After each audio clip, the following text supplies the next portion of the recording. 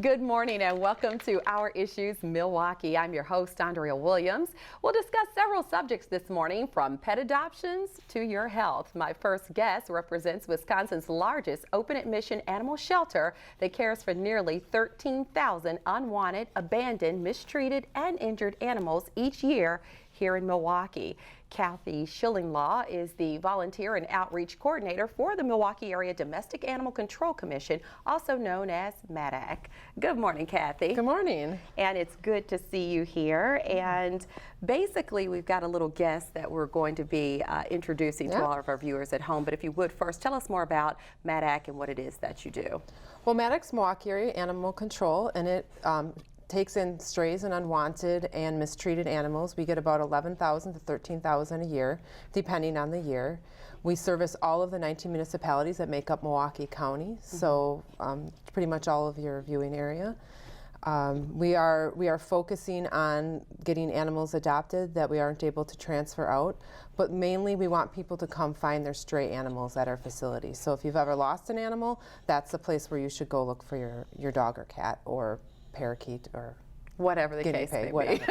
Yes. So you guys are open 7 days a week. So you are hard at work finding homes for animals and getting pets back to their homes as well. What are your operating hours? We're open from 10 a.m. to 8 p.m. Monday through Friday, and then Saturday and Sunday 10 a.m. to 5 p.m. Okay, and you're located exactly where? 3839 West Burnham in West Milwaukee. West Milwaukee. Yep, okay, that's correct. You want to introduce us to this little cutie? He's being so good. Yeah, he is. He really is. Well, this is Bucky. Bucky is a pit bull shepherd mix, maybe. He's approximately 6 months old, and he's up for adoption. Our adoption program at MADACC focuses on cats and pit bull type terriers or large dogs. We don't typically adopt out small dogs because they go to other shelters and rescues like the Wisconsin Humane Society. Yeah, and others. So what is Bucky's story? Well, Bucky came in as a stray, and we don't know who his owner is, obviously, and nobody came after 7 days to pick him up. So then we temperament tested him and made sure he had a good temperament, which he obviously does. He does, yes. He obviously does, and we gave him a health check, and he will be neutered very shortly.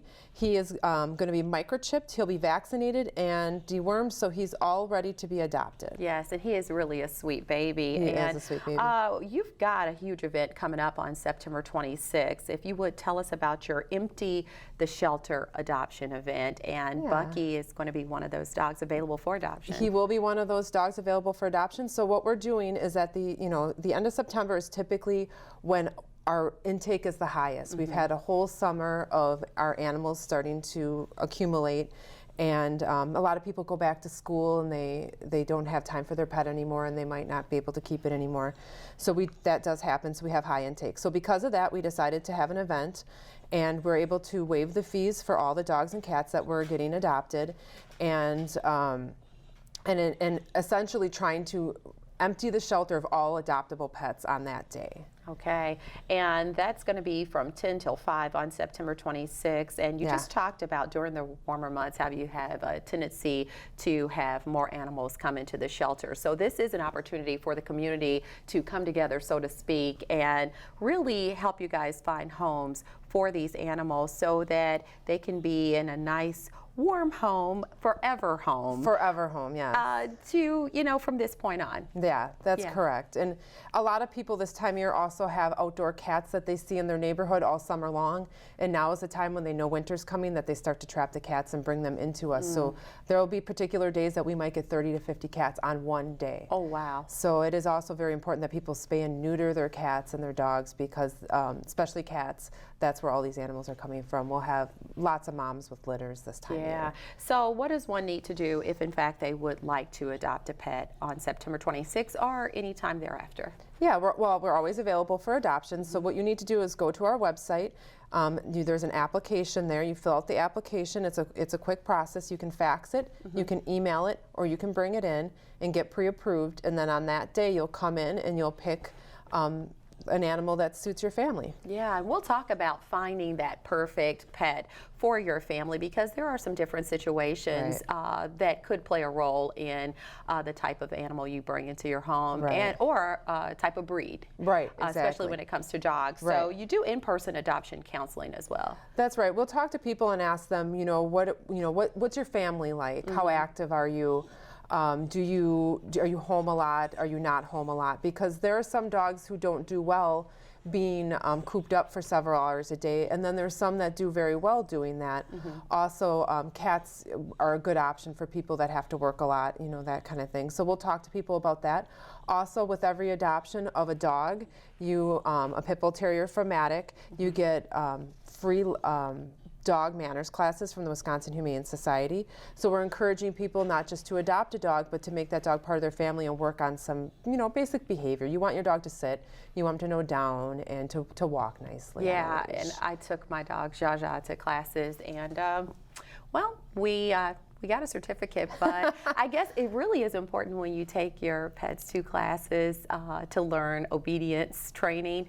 You have to carry that out. You do. You can't just get home and say, "Oh yeah, you did great in class," and move on. You have to constantly work do on it. You have to work on it. The only thing Jaja responds to is, "Let mommy fix your hair." That's it. Well, not sit, not come here, nothing. You've reinforced that. Yes, that's what indeed. you care about. And I think it's important to mention that there was some very important things that took place in order for you to be able to hold this big event on September 26th. Right. We got a grant from the Best Friends Animal Foundation. In addition, we also got an anonymous grant from an individual that wanted to help.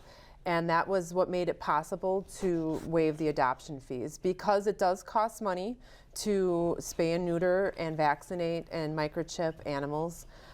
So because of that, we need to have some sort of resource to be able to do these sort of things, because we're taxpayer funded, because we are a quasi-governmental agency. So we can't give away tax dollar money, taxpayer money. So this is an opportunity. These donations are what make events like this possible. Yeah, so if there's somebody at home and they've been trying to find that perfect organization to donate to, this is a great example of how they can put their money to great use, and it is all tax deductible, right? That's correct. We have a nonprofit that supports us called Friends of MADACC. They're a 501c3, and we are able to use grants through them to do our Pit Bull Proud promotions and promotions like this. So that's the best way to donate money. And anybody that's thinking about an adoption would want to know firsthand, is there a cost involved? So explain how that works. Well, the adoption fee is waived, but you do have to pay a $12 adoption fee. But there are other costs to consider when you're considering adopting an animal. Cats, you need a litter box, you need food, you need toys, and a carrier.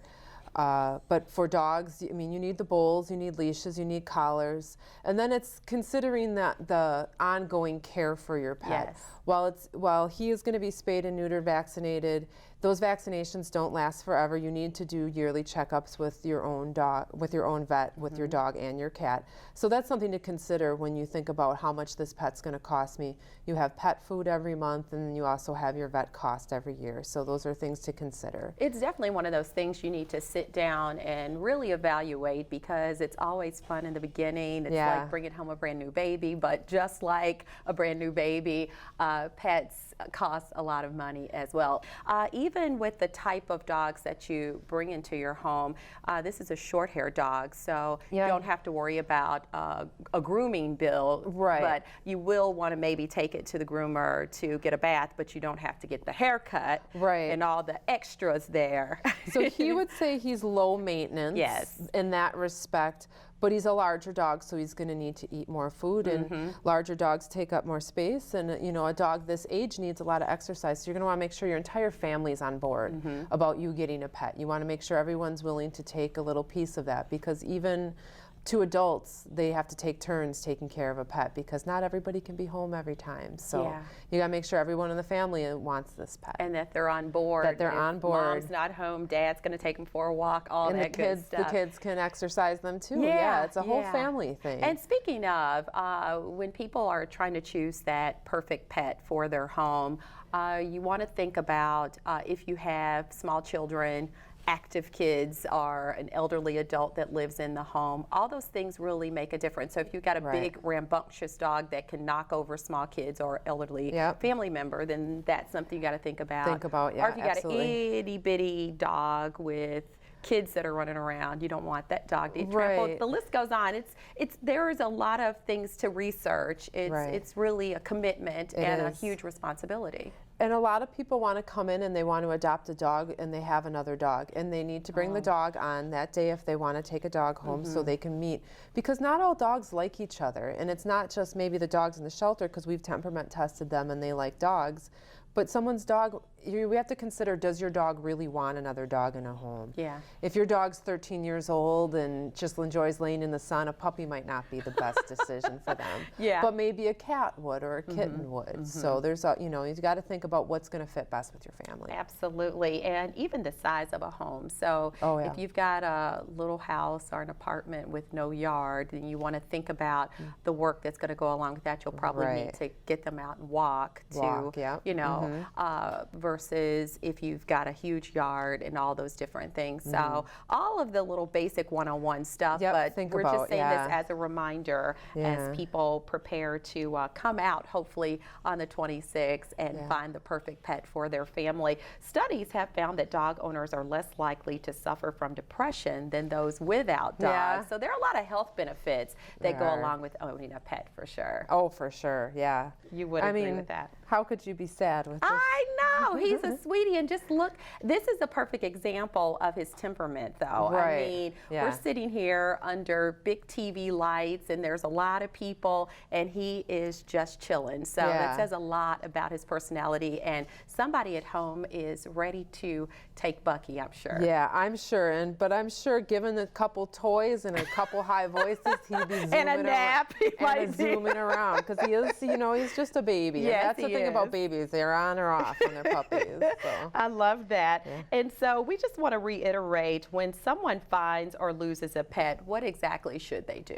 Well, if they find a pet, the first thing they can do is call MADACC, because we might know that the owner is looking for that pet actively at that time, and we have been able to reunite people who find pets and the lost owner, and be able to reunite them without ever getting us involved. And that's one thing that you can do.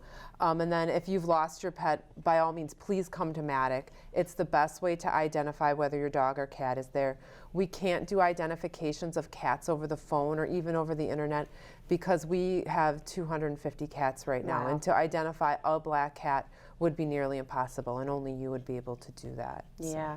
So you guys actually are on social media. So in this day and age, it really makes it easy for people to kind of look before they come to MADACC and already have in mind maybe a specific pet. So you're on Twitter and IG, which is Instagram. Course, so give us the addresses so people can check you out. And you use Twitter also to help find lost pets, don't you? We do. We have a Safe at MADACC Twitter feed that feeds directly from our software that shows lost pets. So if you've lost your pet, if you go to our Twitter feed, you can see all those animals.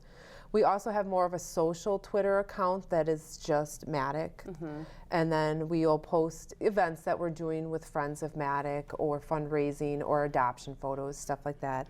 And then our Instagram account is Adopt MADACC, and it's pictures of adoptable animals, just cute things. If you're not interested in adopting an animal, but you just want cute animals to make you smile every day, it's a fantastic feed. We've got some really good photos there, some cute stuff. I love that. And we just want to once again remind everybody about your Empty the Shelter adoption event, again happening September 26th. September 26th. The phone number to call for more information? 414-649-8640.